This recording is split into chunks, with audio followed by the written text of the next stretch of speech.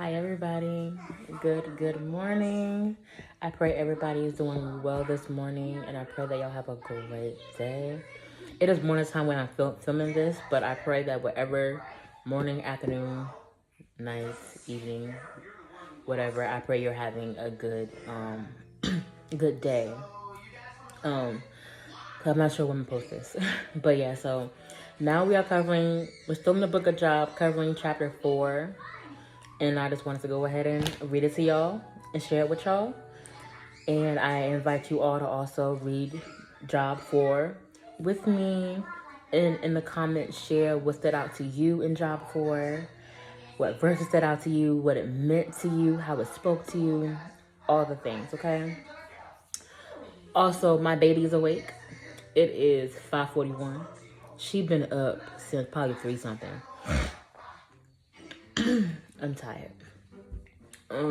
But yeah, so she's down here. You can hear Clifford in the background and maybe baby Babel crying, screaming. Who knows? Just bear with me. Bear with us. Okay? I'm a mother. So, all right. So, I'm reading from my Bible app. I've been reading from my Bible app too lately. I go back and forth. Sometimes I don't want my actual Bible. I want the digital. So, yeah. So, Job 4. And the Bible names I have a hard time pronouncing, so also bear with me when it comes to that. Okay, Job 4. Then Eliphaz the Temanite replied to Job, "Will you be patient and let me say a word? For who could keep from speaking out? In the past you have encouraged many people. You have strengthened those who were weak. Your words have supported those who were falling. You encouraged those with shaky knees. But now when trouble strikes, you lose heart. You are terrified when it touches you. Doesn't your reverence for God give you confidence? Doesn't your life of integrity give you hope? Stop and think. Do the innocent die? When have the upright been destroyed? My experience shows that those who plant trouble and cultivate evil will harvest the same. A breath from God destroys them. They vanish in a blast of his anger. The lion roars and the wildcat snarls, but the teeth of strong lions will be broken. The fierce lion will starve for lack of prey, and the cubs of the lioness will be scattered. This truth was given to me in secret, as though whispered in my ear. It came to me in a disturbing vision at night, when people are in deep sleep. Fear gripped me, and my bones trembled. A spirit swept past my face, and my hair stood on end. The spirit stopped, but I couldn't see its shape. There was a form before my eyes. In the silence, I heard a voice say, "Can a mortal be innocent before God? Can anyone be pure before the Creator? If God does not trust his own angels and has charged his messengers with foolishness, how much less will he trust people made of clay? They are made of dust, crushed as easily as a moth. They are alive in the morning but dead by evening, gone forever without a trace. Their tent cords are pulled and the tent collapses, and they die in ignorance." All right, that's Job 4. So, with this chapter, like, it also showed how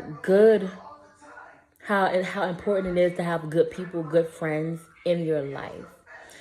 Because Eliphaz, the Temanite, he is reminding him, like, hey, like, you have encouraged all these people in your life. Help people who are struggling, who are weak, who are down.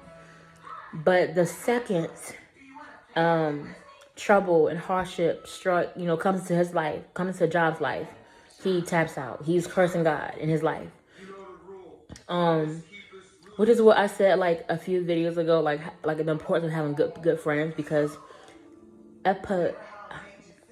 Eliphaz is literally saying, like, hey, like, stop. Pretty much, like, you know of God's goodness and God's mercy and his love, and the second trouble, comes your way, you are talking negatively, and cursing your life. Like, don't do that. Chapter 6, it says, Doesn't your reverence for God give you confidence? Doesn't your life of integrity give you hope? So when we are struggling, it is so important to just go back and think and remember what God has done already. How he has shown up and shown out for you in the past. Because that's the hope and that's the confidence that you need to show you, okay, even though I'm in this hard time, this valley, this struggle, my God has delivered me before. He will deliver me again. So I have to continue to have confidence, hope, and faith that God will get you out of it, because He will, because He's done it before. In verses 10 through 11, the lion roars and the wildcat snarls, but the teeth of strong lions will be broken. The fierce lion will starve for lack of prey, and the cubs of the lioness will be scattered. To me, this represents, like, it doesn't matter how big your demons are, how big the problem is, how big your situation is. It won't prevail as long as you are rooted in God. Because it says, but the teeth of strong lions will be broken. So it's like God will still help and deliver you from your situation. Now, some people might like question, like, what about those who are believer in Christ and they might get sick and they might pass away? I believe with that, it's more so like drawing closer to God during time like that, and just continuing to have faith. Because I seen a sermon talking about, like, are you able to still have faith, still love God, even if He doesn't deliver you from something in this life? He might not deliver you from it, but He will. But you will be saved. He will be. You won't have those issues in the next life, which is with Christ. People fail to realize too, like, we're not meant to be here forever. The goal is to get to Christ. So while we're here, do what we need to do so that we can get to Christ. Because not all of us is going to Christ when we pass away. So yeah, but there are times in our lives where God will break the strong lion's teeth. It might not happen all the time, but there are times throughout our lives, our trial, our tribulation, where the Lord will deliver and save us. But like I said before, from a sermon I watched a while ago, like, are you okay with God not giving you what you asked for? Are you okay with God not delivering you from whatever you have going on? Is God enough? Is it enough to know that your relationship with God is strong enough and that's all you need? Versus, God bless me, versus, whatever you're going through. Because a lot of times we look at the problem and not keep our eyes on God. Because, like, the last two verses say, like, verses 20 to 21, it says, they are alive in the morning, but dead by evening, gone forever without a trace. Their tent cords are pulled and the tent collapses, and they die in ignorance. We're not meant to be here forever. We are made of clay, like verse 19 says. How much less will He trust people made of clay? They are made of dust, crushed as easily as a moth. Like, we're not to be here. We're not meant to be here forever. So, in the shape of I'm reading at the same time. In the midst of it all, our hardship, can we still continue to give God glory, give God praise, and not fall victim to our struggles? Like, not allow what's going on to us internally or on the outside to affect our relationship with God and how we see Him and He's good regardless. But yeah, and it's important of having people in your life like Elpahaz. I said it the first few times. Elpahaz,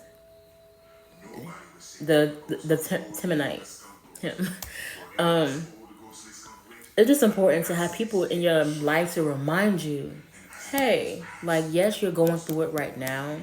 You're struggling right now, but be reminded of and remember how God has been so good to you. And he still is good to you because you're still breathing.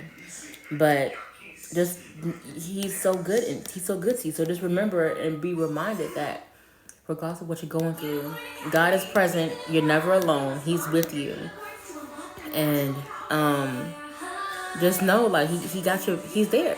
He got your back. He's there. You're not by yourself. And if it's God's will, he will take you out of it. He'll take you out of it or he'll teach you something to be a testimony to somebody else. And it would also draw you closer to him.